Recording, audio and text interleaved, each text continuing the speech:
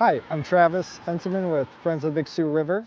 Friends of the Big Sioux River is a local water advocacy nonprofit here in Sioux Falls, South Dakota, and we're working on raising the awareness of water quality issues in eastern South Dakota and getting people involved in their local watershed. We're here today at Covell Lake where we are putting in our pilot floating island project with Raven here in town. And this idea came about after I saw a group in Chicago called Urban Rivers. They did something similar to the Chicago River where they use these floating islands and native vegetation to help promote water quality and urban habitat.